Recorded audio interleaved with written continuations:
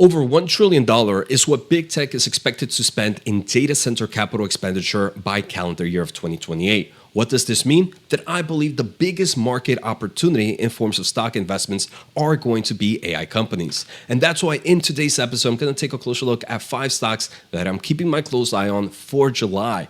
And these are going to be broken down in 5 different AI segments: the data center, AI chips, AI software, AI consumer, and an AI wildcard that I'm pretty excited about. So let's get started with today's episode. I want to thank The Motley Fool for sponsoring this video, and check out fool.com/Jose for the 10 best stocks to buy now. With that link, you get a promotional offer for the subscription service. Now, let's continue with today's episode. All right, so the first one we're going to start off with is going to be Alphabet. This is going to be the data center player. So quickly, for those that are not familiar, what they do, they are a global search and ad giant. They are the owners of YouTube, Android, Google Cloud, which I believe is going to be a massive growth opportunity, and other bets like Waymo, robotaxis, and Verily, life sciences.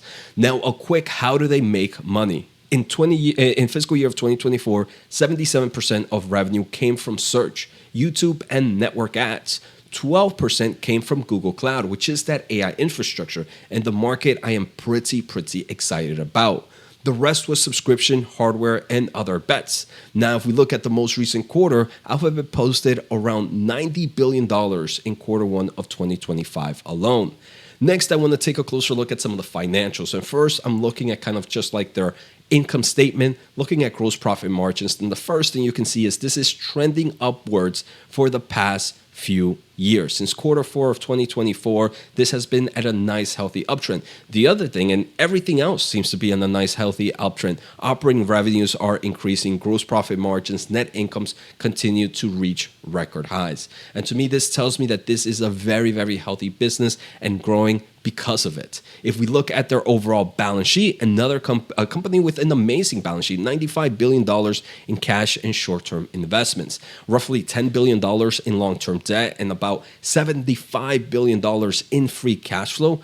This is a company that I would not worry about anytime soon going under. And now looking at one of my favorite valuations is forward PE ratio for Alphabet, right now sitting at 19.48, when the median, not the mean, a lot of people look at the mean and the average. I prefer the median because it does remove a lot of the noise. The median sits around 21.34. Right now, this is sitting at 19.48. We are going to take a closer look at some of the bearish thesis, but I believe this is a stock that's undervalued, and I'm actually adding to my portfolio at these moments as well.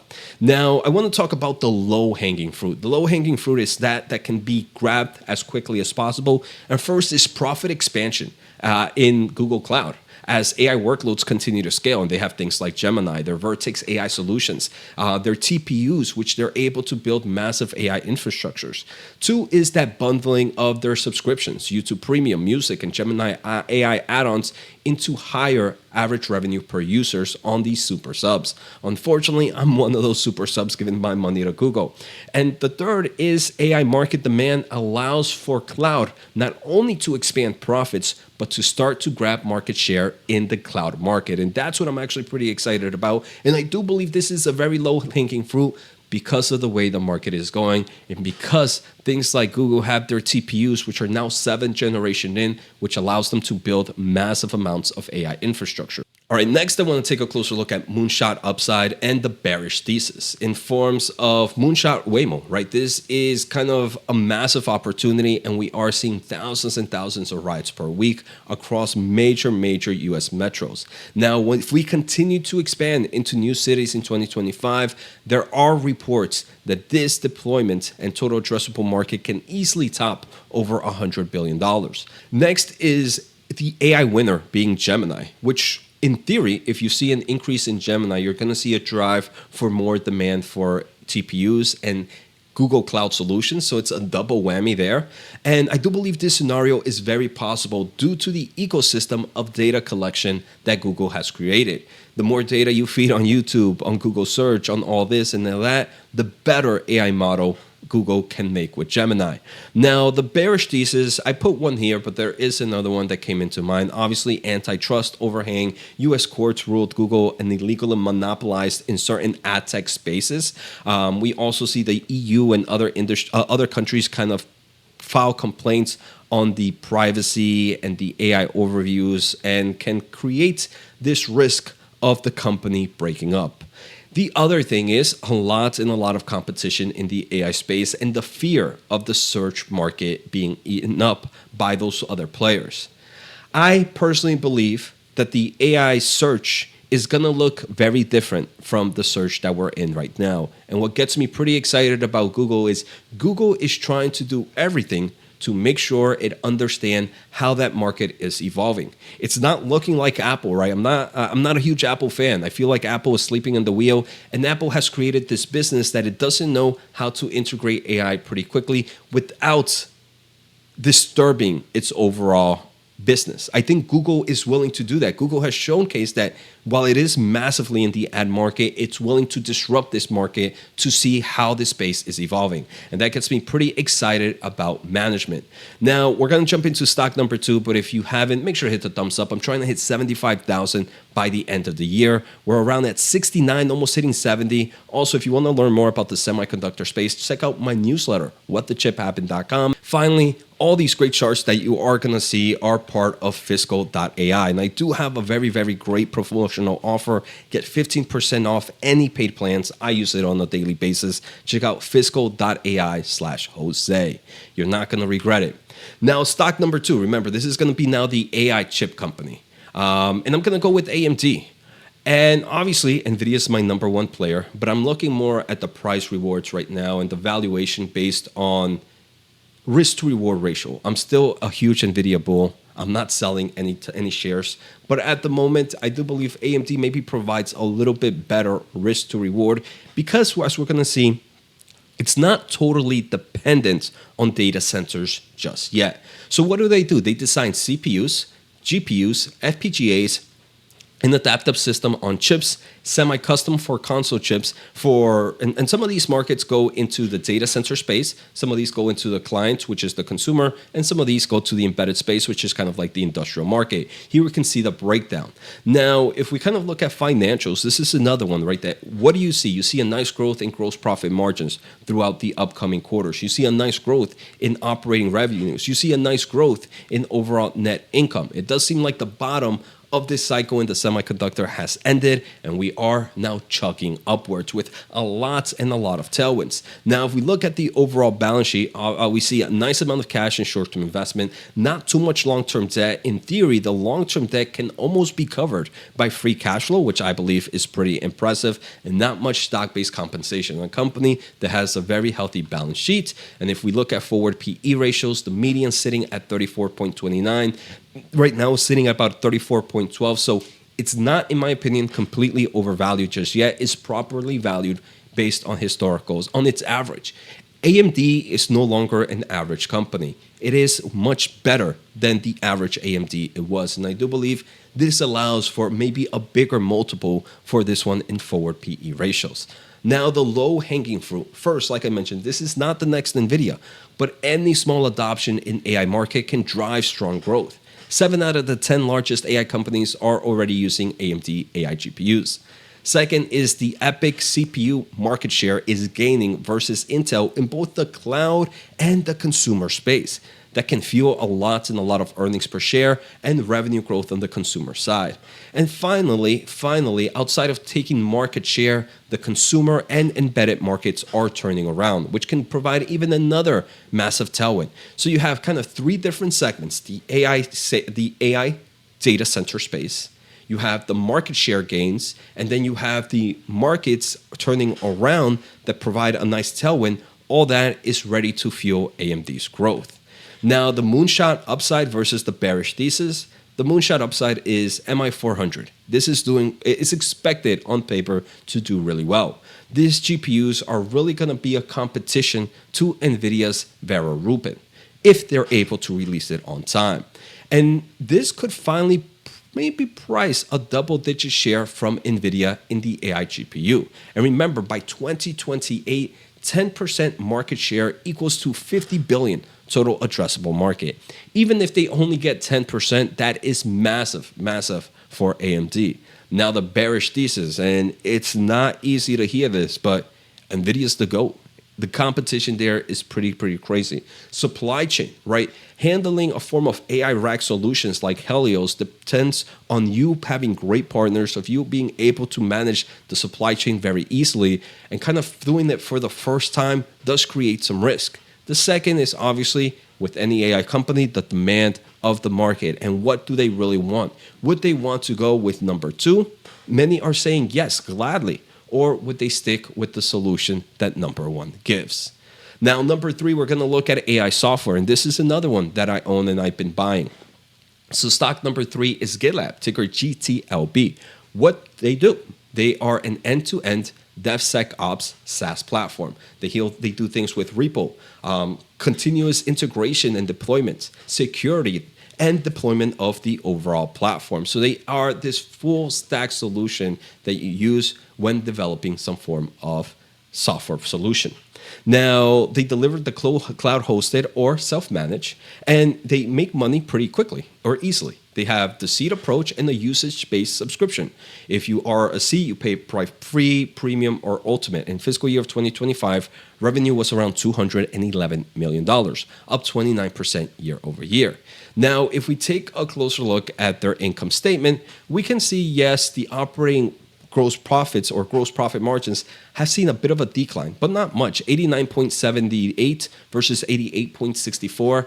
1 percentage points down, not a big deal, still in the high 80s. You're seeing operating revenues continue to grow. You're also seeing net income finally become profitable. So things are looking pretty excited for GitLab. In forms of balance sheet, right? This company has a lot of cash of roughly 1.1 billion, no debt at all, kind of breaking even in free cash flow, but it's not burning cash and it is growing revenues at rapid levels. Now the low-hanging fruit, very easily upselling premium, upselling that ultimate seat and attaching its AI solutions as an add-on. They have GitLab Duo AI, which is in the code assistant feature that they announced in May of 2025. So here we can see that GitLab Duo is kind of the AI solution. They talk about 21% of a developer's time is only spent coding. The other 79% is spent on other tasks. So it kind of helps to show that businesses should move to this platform. And here you can kind of see the seat usage. Now, the moonshot upside versus the bearish thesis. The moonshot is enterprises start to consolidate a lot of these fractured tool chains. You have Jira, you have GitHub, which are all doing different things that GitLab does. And if you kind of bring it all into one platform, it could increase dramatically GitLab's seat count and average revenue per users. Big if, it starts to fend off Microsoft's GitHub. So GitHub is a competitor because Microsoft bundles it with Copilot in cheaper tiers. The other kind of bearish thesis here is share-based compensation. It's still 26% of total revenue in fiscal year of 2025, which they just reported. They're about a fiscal year ahead. And also in the prior quarter, there wasn't much gain in guidance due to the overall macroeconomics of things. So there are some form of weakness in that space right now based on what we're hearing. But I think a lot will change throughout the upcoming quarters. So GitLab is probably one of my moonshots in the AI software space. It has a market cap of less than $10 billion, but it does excite me with the risk to reward ratio. Now, the fourth company we're going to look at is AI Consumer. And AI Consumer, we're going to go with Qualcomm, ticker QCOM. What they do, they design system on chips. Snapdragon. Think about that if you're an Android phone, if you have a PC, you're most likely an ARM-based PC. You're probably using a Snapdragon, especially in the mobile side. They also have RF front-end connectivity chips, and they license these patents as well. More importantly, they're expanding into nice growth opportunities, auto, mixed reality, and PCs. How they make money? Pretty quickly. Two segments, QCT, which is pretty much chips, and this makes up a good portion of total revenue, $9.5 billion. Then you have QTL, which is their licensing, and that was $1.3 billion in the previous quarter. Now, Qualcomm, I put it in the consumer space because it is pretty much a phone company at the moment. Handset chips is still 73% of QCT, which is the biggest part of their overall revenue. But automotive and Internet of Revenues grew 38% year over year. to other markets driven by consumers as well. Now, if we look at their operating income and their income statement, you can see a growth in revenue. You also see a growth in net income, and you're seeing not too much fluctuation in profit margins. Right now, sitting gross profit at around 55.68, which I think is pretty impressive. Now, in forms of their balance sheet, they have plenty of cash that can pretty much cover all their long-term debt, and they are extremely free cash flow positive. Now, if we look at forward PE ratio, the median, this one tends to trade very cheap, 14.43. Right now sitting at 13.97. So I'm going to talk about why this trades very cheap and why maybe right now you won't see much of a multiple expansion, but there is the optionality for that. So the low-hanging fruit, the automotive pipeline, they have about a 30 billion plus design win backlog, and that's starting to convert in revenue. Auto revenue grew 59% year over year. The second thing is Internet of Things. While it was up 27% year over year, there right now is small excitement that I believe, as we're going to see in the next page, can grow to big excitements. But right now, there's small excitements in AI, AR glasses, mixed reality, virtual reality glasses, and Internet of Things that would be adding AI chips into consumer and industrial products. For example, drones, industrial robots. Also, the phone market is picking back up, and as we saw, that is the biggest portion of this company's total revenue. Now, the moonshot upside. Snapdragon X, which is their PC processor, which was recently revealed about a year ago, maybe a little bit over a year ago, could gain small shift in the window laptop market and challenge maybe your Intel, your AMD, your Apple in a $100 billion plus total addressable market. Now, I think there's only a small gain possible here due to the strong competitive pressure of both AMD and Intel and Apple, but any market share gain here could be profitable. The second thing is Google, Meta, OpenAI are all focusing heavily on AI wearables, and Qualcomm provides various solutions for those products to become a reality. The bearish thesis, first I want to say it's unknown when consumer AI really takes off, and that's why I believe the valuation metric will stay pretty low until that happens. This is still just a phone company, and Apple is designing a lot of more chips in-house to reduce their dependency of Qualcomm. Now, the final stock is going to be the wildcard, and this is going to be Onto, ticker ONTO. What they do, they supply semiconductor metrology and inspection tools for advanced packaging, 3D, and HBM memory. How they make money? Capital equipment sales plus software and kind of the maintenance. 2024 revenue was $987 million, up 21% year over year with record 50 to 55% gross margins. Now, if we look at their overall income statement, what are we seeing? Revenue going up. We see gross profit margins going up. We see profitable business. Even during the worst of this down cycle in the semiconductor market, the company was still with over 50% gross profit margins and was still making money. That's what you like to see, a company that can withstand a bad cycle. Now, if we look at their overall balance sheet, great, plenty of cash, almost $1 billion, no debt, are positive in free cash flow, and pay pretty much no stock-based compensation. Now, if we look at forward PE ratio, the median is around 20.4. Right now, it's trading at 20.7, pretty much on par. And in this current market, I think pretty much on par is way better than you can get a lot of AI stocks in. Now, the low-hanging fruit. For those that are not familiar in the AI space, one thing that you need is high bandwidth memory, HBM. And the equipment that it uses is to make sure that high bandwidth memory yields are high, which is very crucial in this AI space. We can also see that Onto benefits from multiple global market tailwinds. High bandwidth memory, 2.5D packaging, which is when you see this right here. You see, if you are a semiconductor investor, you know that more chips are being put on together in this chiplet architecture. That is something that 2.5D packaging helps in and make sure that those yields are doing well. Gate all around, the new transformation of how chips are being made. And then there is this growth in power semiconductor solutions as well. Now, their equipment is already sending to top HBM and OSAT customers already. Now, the moonshot upside versus the bearish thesis. The moonshot is we continue to see innovations like this. We continue to see the massive demand of these solutions, and Onto gains massive market share. Especially since as all this integration is happening, you need numerous more inspections due to the complexity. Now, the bearish thesis is pretty scary. Highly cyclical business.